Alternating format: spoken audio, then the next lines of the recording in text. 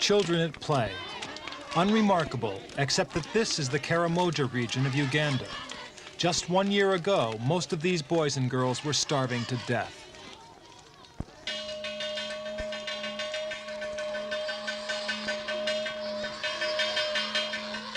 For these children, going to school is now a joyful experience, because today their lives are no longer dominated by hunger. Now there's a desire to learn.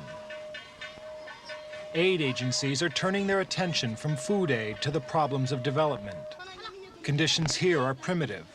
In this arid region, the dry earth serves in place of pencil and paper.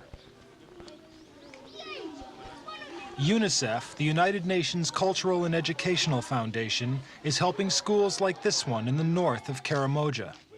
It has taken over as the leading United Nations agency in this region. There's an attempt to phase out the mass feeding programs and to look toward a long-term solution to the problems of this part of Uganda. If the aid agencies bring change, then these children at least seem willing to learn.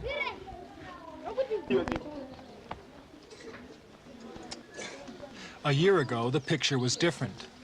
Here, the hungry victims of the diseases of malnutrition. Much more assistance will be needed to help the people of northern Uganda regain their independent way of life. It's believed that 30,000 women and children died in last year's Karamoja famine. Today's reality, hunger Pictures and like these stirred the conscience of the developed world and launched the massive aid program. And on top of it was feared that the Karamoja would be wiped out by starvation. Just to keep them alive, more food, more milk, more water, more medicines, more A series of calamities had reduced them to this plight. And UNICEF is redoubling its emergency efforts. The Karamoja are a pastoral people. Cattle are their livelihood. They provide them with all their needs. The main part of their diet comes from the blood of their animals.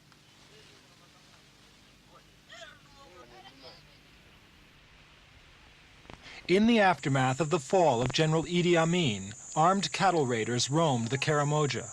Some were retreating members of the ex-dictator's army.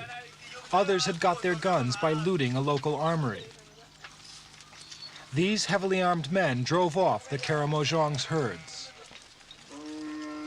The chaos which surrounded the fall of Amin dealt some of its cruelest blows in the lawless north of Uganda.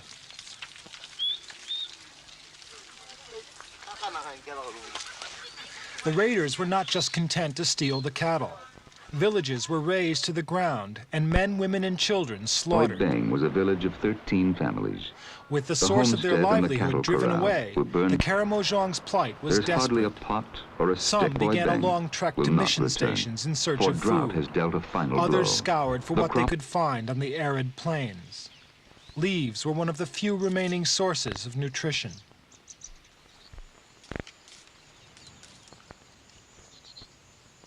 But a few handfuls of leaves were no substitute for a herd of cattle.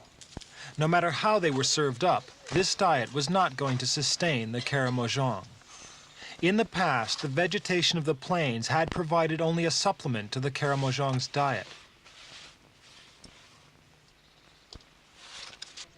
This old woman explains that eating grass seeds only left her still feeling hungry.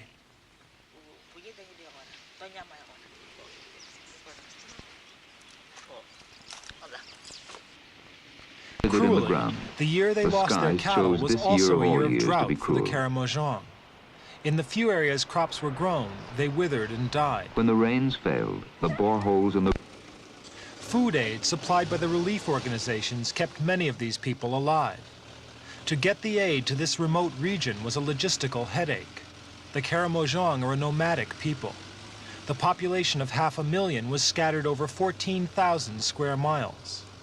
Many found their way to mission stations, and these became food distribution centers. At the height of the famine last year, some 300,000 people were dependent on this international food aid.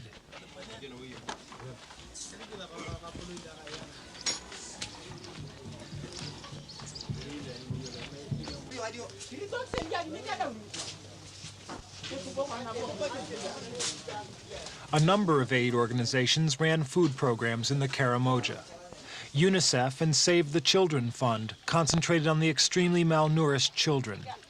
At the peak of the crisis in mid-1980, there were 15,000 young children in 16 centers in this region. On a diet of powdered milk and protein-enriched biscuits, their condition improved remarkably. By May of this year, the numbers of children being fed in this way was down to 2,500. Aid officials fear, however, that the famine could reoccur this year. If the current drought persists, the children will be hungry again within the next few months. UNICEF hopes to phase out the feeding program, but if the harvest fails, these children will once more be dependent on outside aid.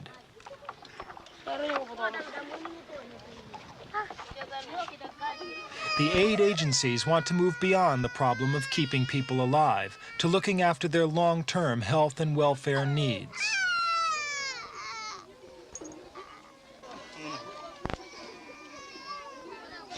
A mass immunization program is being carried out.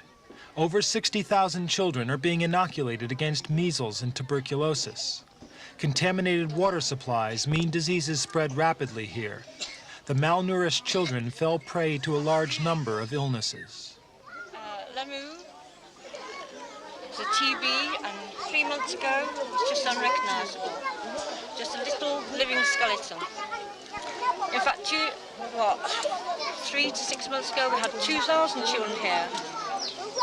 And Lemu is a good example. Nurse Paula Ward runs this health clinic set up by the Save the Children Fund. Now the children are being regularly fed. The endemic diseases are being tackled. There really is a great need to carry on with this sort of work for these sort of children, for TB children, and for most of these who've got chest complaints of some sort. Tuberculosis is a major problem, but they are also inoculating against polio, tetanus, and diphtheria. And that still doesn't cover the full range of problems here. We also have quite a lot of ear infections and, of course, usual malaria.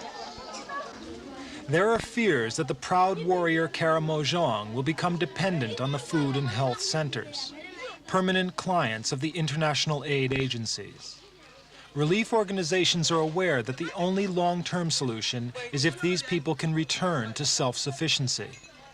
Some mission stations are trying to encourage able-bodied men out of the food centers. They are being offered food in return for work on the roads. Keeping the roads open is vital to the whole relief program. Damaged roads had prevented food supplies getting through for a few vital days last year. The relief effort was also hampered by a shortage of roadworthy trucks. Repair workshops have now been set up by UNICEF. Late last year, the relief fleet had only 8 vehicles out of the 34 on the road. The United Nations High Commission for Refugees had supplied trucks, but no spares. On the rugged roads of northern Uganda, a truck needs a set of tires every month.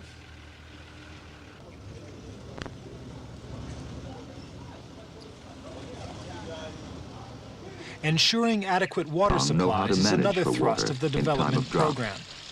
Water from traditional watering holes is often dirty and contaminated.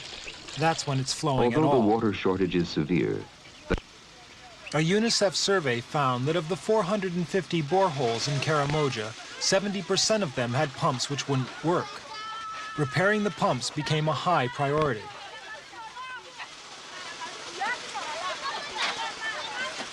A steady water supply enables the cultivation of crops. Although these people are traditionally pastoral, aid agencies are trying to encourage them to become farmers.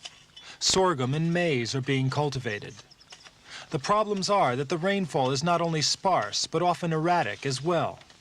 This year there were heavy rains in March, but there have been almost none since. The hoped-for harvest is withering in the ground. Another continuing problem is security. The Ugandan Army's presence in this region is weak. Cattle rustling is still taking place. There is widespread lawlessness. The relief agencies complain that their trucks are often commandeered by the army and the food and development program disrupted. But food aid alone will not solve the Karamojong's problems. 2/3 of these people have lost their cattle. Those who still have herds guard them against continuing raids. If relief agencies succeed in encouraging them to cultivate crops, it will mean a completely new way of life. The old culture will be destroyed. Many aid workers feel sure that the effects of the Great Famine could permanently alter the face of the Karamoja.